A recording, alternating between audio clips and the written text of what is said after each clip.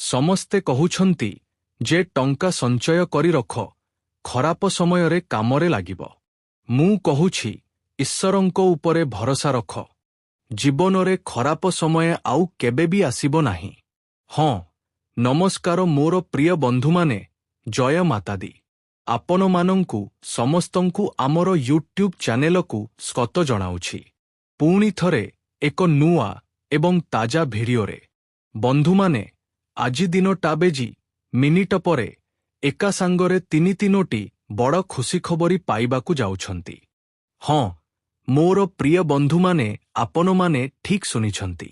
ଆପଣଙ୍କ ଅବଗତି ପାଇଁ ଜଣାଇ ଦେଉଛୁ ଯେ ଆଜି ଦିନ ପରେ ପ୍ରେମ, ଟଙ୍କା ଏବଂ ଉନ୍ନତି ଏହି ତିନୋଟି ଜିନିଷ ଆପଣଙ୍କ ଜୀବନକୁ ଦଡ଼ି ଦଡ଼ି ଚାଲିଆସିବ।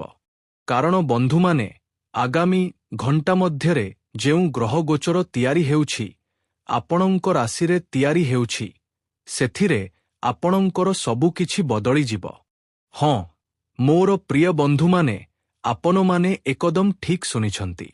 ମୁଁ ଜାଣିଛି ଯେ ଆପଣମାନେ ଆପଣଙ୍କ ଜୀବନରେ ବହୁତ ଅଧିକ ଚିନ୍ତିତ ଏବଂ ଆପଣଙ୍କ ସମସ୍ୟାର ମୂଳ କାରଣ କ'ଣ, ମୁଁ ତାହା ମଧ୍ୟ ଭଲ ଭାବେ ଜାଣିଛି। କିନ୍ତୁ ତଥାପି ମୁଁ ଶାନ୍ତ ଅଛି। କାରଣ ବନ୍ଧୁମାନେ, ସମୟ ଏବେ ଟିକିଏ କଠିନ ଚାଲିଛି। କେବଳ ଟିକିଏ ଧୈର୍ଯ୍ୟ ରଖି ଅପେକ୍ଷା କରିବାର ଆବଶ୍ୟକତା ଅଛି। କୁହାଯାଏ ନା, ଯେତେବେଳେ ଖରାପ ସମୟ ଚାଲିଥାଏ, ସେତେବେଳେ ମଣିଷର ଶାନ୍ତ ରହିବା ଉଚିତ। ସବୁକିଛି ଜାଣି ମଧ୍ୟ ଚୁପ୍ ରହିବା ଉଚିତ।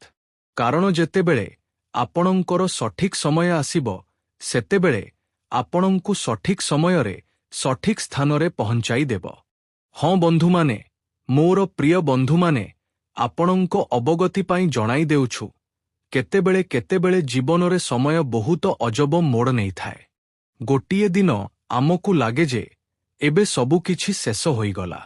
ଏବେ ହୁଏତ ଆଉ କିଛି ଭଲ ହେବ ନାହିଁ ଏବଂ ତାପରେ ହଠାତ୍ ଯେପରି ଆକାଶରୁ କୌଣସି ଫରିସ୍ତା ଓହ୍ଲାଇ ଆସେ ଏବଂ ଆମର ଶୂନ୍ୟ ଜୀବନରେ ଫୁଲର ବର୍ଷା କରିଦିଏ।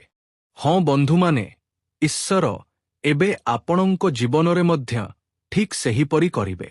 ଆଜି ମୁଁ ଆପଣଙ୍କୁ ଯେଉଁ କଥା କହୁଛି, ତାହା କୌଣସି ସାଧାରଣ କଥା ନୁହେଁ।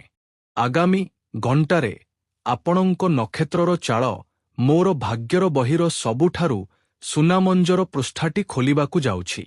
ହଁ ବନ୍ଧୁମାନେ, ଏହି ତିନୋଟି ଖୁସିଖବର, ପ୍ରେମ, ଟଙ୍କା ଏବଂ ଉନ୍ନତି ଆପଣଙ୍କ ଜୀବନରେ ଏପରି ଭାବରେ ଆସିବ ଯେପରି ବର୍ଷ ବର୍ଷ ଧରି ଅଟକି ରହିଥିବା ବର୍ଷା ଯେପରି ହଠାତ୍ ଫାଟି ପଡ଼ିଥାଏ।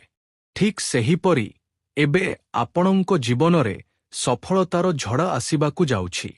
ହଁ ବନ୍ଧୁମାନେ, ଆପଣଙ୍କ ଜୀବନରେ ସେହି ବ୍ୟକ୍ତି ଆସିବେ କିମ୍ବା ଫେରିବେ, ଯାହାର ଆପଣ ବର୍ଷ ବର୍ଷ ଧରି ଅପେକ୍ଷା କରିଥିଲେ। ହୋଇପାରେ ଏହା ଆପଣଙ୍କର ପୁରୁଣା କୌଣସି ସାଥୀ ଯାହାଙ୍କୁ ସମୟ ଆପଣଙ୍କଠାରୁ ଦୂରକୁ ନେଇଯାଇଥିଲା କୌଣସି କାରଣବଶତଃ, କିମ୍ବା କୌଣସି ନୂତନ ଚେହେରା ଯାହା ଆପଣଙ୍କ ହୃଦୟର ଖାଲି ସ୍ଥାନଟିକୁ ପୂରଣ କରିଦେବ। ଏହି ଭଲ ପାଇବା ବା ଟଙ୍କା କୌଣସି ଦେଖାଣିଆ ନୁହେଁ।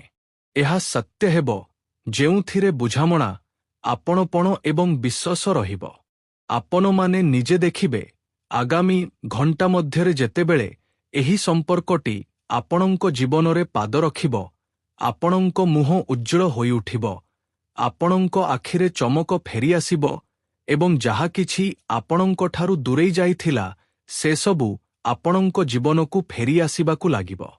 ହଁ ବନ୍ଧୁମାନେ, ମୁଁ ଆପଣଙ୍କ କୁଣ୍ଡଳୀରେ ଯେଉଁ ଗୋଚର ଦେଖିଛି, ତାହା ଅତ୍ୟନ୍ତ ଦୁର୍ଲଭ ଗୋଚର। ଏହା ଏଭଳି ଏକ ସମୟ ଯେତେବେଳେ ଧନର ଦେବତା ନିଜେ ଆପଣଙ୍କ ଘରର ଦ୍ୱାରଦେଶରେ ଆସିବେ। ଟଙ୍କା ବିଭିନ୍ନ ପଥରୁ ଆସିପାରେ। ପୁରୁଣା ଅଟକି ରହିଥିବା ଟଙ୍କା ଫେରି ପାଇବେ। ହଠାତ୍ କୌଣସି ପୁରସ୍କାର, ବ୍ୟବସାୟରେ ବଡ଼ ଲାଭ କିମ୍ବା ଚାକିରିରେ ପଦୋନ୍ନତି, ଏହି ସମସ୍ତ ଜିନିଷ ଏବେ ଆପଣଙ୍କ ଜୀବନରେ ଆସିବାକୁ ପ୍ରସ୍ତୁତ ରହିଛି। ହଁ ବନ୍ଧୁମାନେ, ଏବଂ ଆପଣମାନେ କଳ୍ପନା ମଧ୍ୟ କରିପାରିବେ ନାହିଁ, ଯେଉଁ ସମସ୍ତ ବ୍ୟକ୍ତିମାନେ ଆଜି ଆପଣଙ୍କୁ ଅବହେଳା କରିଛନ୍ତି, ସେହିମାନେ ଆସନ୍ତାକାଲି ଆପଣଙ୍କ ସମ୍ମୁଖରେ ମୁଣ୍ଡ ନୁଆଁଇ ଠିଆ ହୋଇଥିବେ ଏବଂ ସେମାନେ ନିଜ ମୁହଁରେ କହିବେ ଯେ, ଆରେ ୟାର, ଆମଠାରୁ ବହୁତ ବଡ଼ ଭୁଲ ହୋଇଗଲା। ଆମେ ପ୍ରକୃତ ହୀରାଟିକୁ ଚିହ୍ନି ପାରିଲୁ ନାହିଁ। ହଁ, ଆପଣଙ୍କ ଘରେ ସୁଖ ସୁବିଧା ବୃଦ୍ଧି ପାଇବ ଏବଂ ଆପଣଙ୍କ ହାତରେ ଏଭଳି ଧନ ଆସିବ ଯାହାଦ୍ୱାରା ଆପଣ ଆପଣଙ୍କ ପରିବାରର ପ୍ରତ୍ୟେକ ଇଚ୍ଛା ପୂରଣ କରିପାରିବେ। ହଁ, ଧନ ଭଲ, କିନ୍ତୁ ପ୍ରକୃତ ସୁଖ ସେତେବେଳେ ମିଳେ ଯେତେବେଳେ ଇଜ୍ଜତ ଏବଂ ନାମ ଦୁଇଟି ଯାକ ଏକାଠି ମିଳିଥାଏ। କିନ୍ତୁ ଚିନ୍ତା କରିବାର କୌଣସି ଆବଶ୍ୟକତା ନାହିଁ। କୁହାଯାଏ ନା, ଯେତେବେଳେ ଜୀବନରେ ଧନ ସମ୍ପତ୍ତି ଆସିବାକୁ ଲାଗେ ସେତେବେଳେ ସବୁକିଛି ଭଲ ଚାଲିବାକୁ ଲାଗେ। ସେହି ସ୍ଥାନଗୁଡ଼ିକ ମଧ୍ୟ ଭଲ ହେବାକୁ ଲାଗେ ଯେଉଁଠାରେ ପ୍ରତିଦିନ ଝଗଡ଼ା ବିବାଦ ଚାଲିଥିଲା।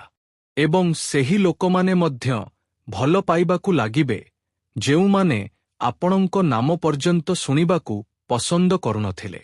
ହଁ ବନ୍ଧୁମାନେ, ଏହି ପୃଥିବୀର ସବୁଠାରୁ ବଡ଼ ଖୁସି ଏବଂ ସବୁଠାରୁ ବଡ଼ ଶକ୍ତି ହେଉଛି ଧନସମ୍ପତ୍ତି। ହଁ ବନ୍ଧୁମାନେ, ଆପଣଙ୍କ କାମ ଏତେ ଭଲ ହେବ ଯେ ଲୋକମାନେ ଆପଣଙ୍କ ଉଦାହରଣ ଦେବେ। ଆପଣଙ୍କ ବସ କିମ୍ବା ସିନିୟରମାନେ ଆପଣଙ୍କ ପ୍ରଶଂସା କରିବେ ଏବଂ ଯେଉଁମାନେ ଆପଣଙ୍କ ବିରୋଧରେ ଥିଲେ ସେମାନେ ମଧ୍ୟ ଆପଣଙ୍କ ସଫଳତାକୁ ସ୍ୱୀକାର କରିବେ। ହଁ ବନ୍ଧୁମାନେ, ଏହି ଉନ୍ନତି କେବଳ ଚାକିରିରେ ନୁହେଁ, ବରଂ ଜୀବନର ପ୍ରତ୍ୟେକ କ୍ଷେତ୍ରରେ ହେବ, ସମ୍ପର୍କରେ, ଚିନ୍ତାଧାରାରେ ଏବଂ ଆତ୍ମବିଶ୍ୱାସରେ। ଏବେ ଆପଣମାନେ ଭାବୁଥିବେ ଯେ ହଠାତ୍ ଏହି ପରିବର୍ତ୍ତନ କାହିଁକି ଏବଂ କିପରି ହୋଇପାରେ? କିନ୍ତୁ ବନ୍ଧୁମାନେ, ଆପଣଙ୍କୁ ଜଣାଇ ଦେଉଛୁ ଯେ ଏହି ସମସ୍ତ କିଛି ସତ୍ୟ। ଏଗୁଡ଼ିକ ସବୁ ଗ୍ରହର ଖେଳ। କୁହାଯାଏ ନା, ଯେତେବେଳେ କୁଣ୍ଡଳୀରେ ଗ୍ରହର ଚାଳ ବଦଳିଥାଏ ସେତେବେଳେ ମଣିଷର ଜୀବନ ନିଜେ ନିଜେ ବଦଳିବାକୁ ଲାଗେ। ଠିକ୍ ସେହିପରି ଏବେ ଆପଣଙ୍କ ସହିତ ଘଟିବାକୁ ଯାଉଛି। ଆପଣଙ୍କ ରାଶିରେ ଏହି ମୁହୂର୍ତ୍ତରେ ଯେଉଁ ଗ୍ରହ ଗୋଚର ତିଆରି ହେଉଛି ତାହା ଅତ୍ୟନ୍ତ ଶକ୍ତିଶାଳୀ ଗୋଚର। ଗୁରୁ ବୃହସ୍ପତି ଆପଣଙ୍କ ଭାଗ୍ୟ ଭାବରେ ପ୍ରବେଶ କରୁଛନ୍ତି ଏବଂ ଶନି ଆପଣଙ୍କ ପରିଶ୍ରମର ଫଳ ଦେବା ପାଇଁ ପ୍ରସ୍ତୁତ ରହିଛନ୍ତି। ହଁ ବନ୍ଧୁମାନେ, ସେହିପରି ଶୁକ୍ର ଆପଣଙ୍କ ପ୍ରେମ ଜୀବନକୁ ସଜାଇବାକୁ ଲାଗିଛନ୍ତି। ଏଭଳି ଗ୍ରହର ସଂଯୋଗ ବହୁତ କମ୍ ତିଆରି ହୋଇଥାଏ। ଯେତେବେଳେ ତିଆରି ହୁଏ ସେତେବେଳେ ଜୀବନ ପ୍ରକୃତରେ ବଦଳିଯାଏ। ହଁ, ମୁଁ ଜାଣିଛି ଯେ ଆପଣଙ୍କ ଗତ କିଛି ମାସ ସହଜରେ କାଟିନାହିଁ।